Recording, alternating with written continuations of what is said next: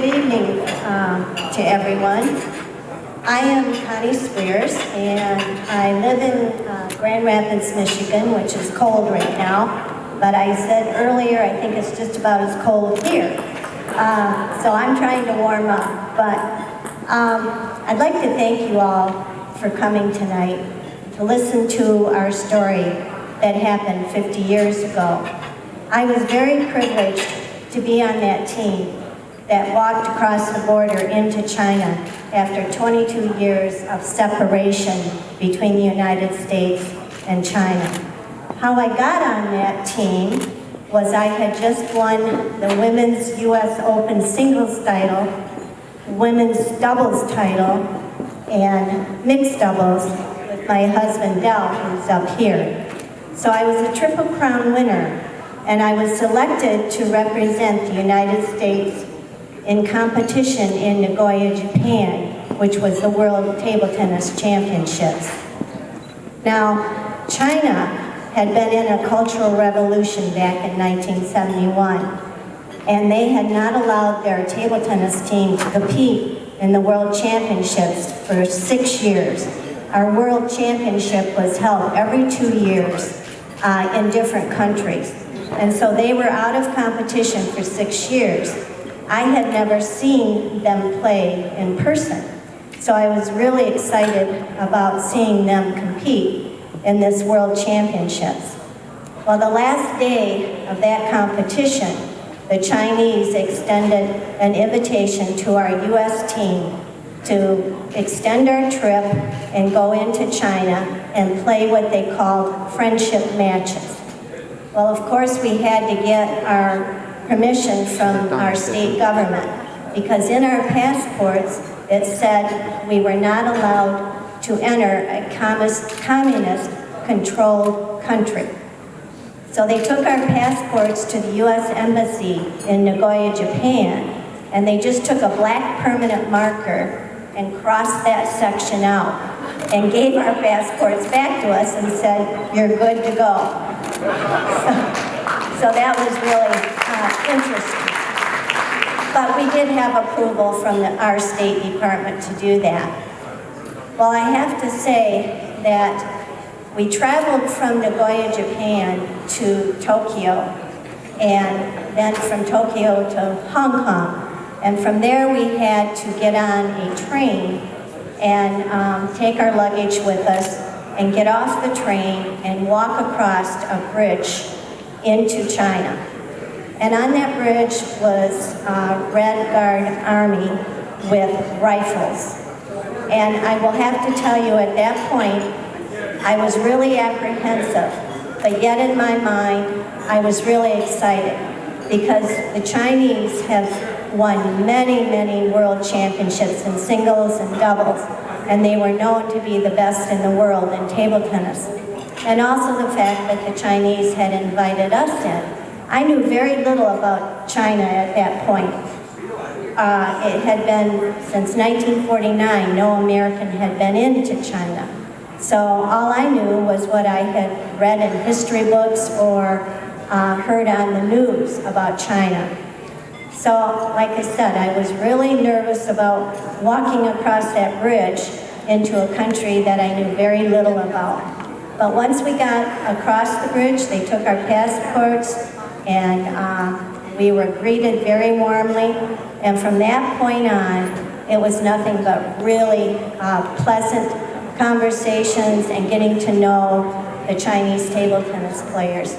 So I have very special memories about different things that we did. One of the first things we did was fly to Beijing, and we got to meet Premier Zhou Enlai in the Great Hall of the People. I personally was able to shake hands with him, and then we had an audience with him where we could ask questions, or he could ask questions of us. And one of the first things he said to us was, an old Chinese saying is, "What joy it is to greet friends from afar." So it was really very, very special. Also, one of the things is he asked our president of our Table Tennis Association, "Do you have any criticism of your trip so far?" And we had been treated to a lot of banquet meals in all the different cities that we had gone. And he said, "Yes, I do." And everybody kind of gasped. "Oh no, what is he going to say? What is he going to criticize?" And he said, "You feed us too much." But it was really a privilege to be able to meet him. One of the best highlights of my trip was being able to play the friendship matches in Beijing. We played before 18,000 people. Here in the United States, table tennis is a very minor sport and not that well known. And to play before 18,000 people was a real privilege for our U.S. team. We were able to train a little bit with the Chinese before we actually played the friendship match, and we learned some techniques, and it was a real thrill to do that. But here in the United States, even at our U.S. Open, we'd be lucky to have 200 or 300 or 400 people watching us, not 18,000 people. So we just had a great match.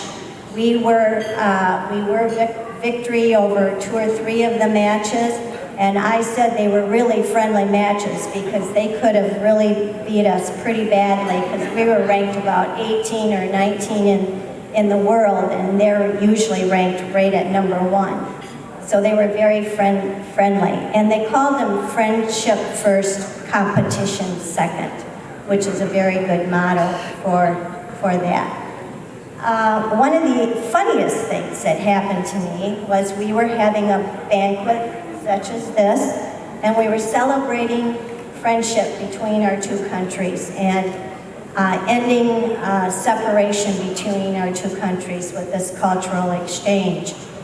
And so we were toasting to that friendship. And so I toasted with them, and whatever was in that glass burned all the way down my throat. It must have been 100% proof. But anyway, they looked at me kind of funny, and the next thing they said was, "Ganpei, ganpei." I said, "Oh, no, I don't drink." Well, then they took my glass and they poured it in an ashtray and they lit a match to it. And it just, came up in flames. So we just all had a good time about that. That was one of my funniest memories. Well, in closing, what I'd like to say is ping pong diplomacy really helped to break down barriers, promote understanding, and begin communication between our 2 countries. And I'm hoping that the generations to come and the young people of today will continue that legacy. We can have differences in ideologies as far as our 2 countries are concerned, but we don't have to be enemies. We can be friends. And the more we have these exchanges and the people-to-people through table tennis, music, whatever it might be, so that we can begin to understand each other's cultures and really become friends. That's what I'm hoping for. So I would like to say, in leaving, let's have friendship first and competition second.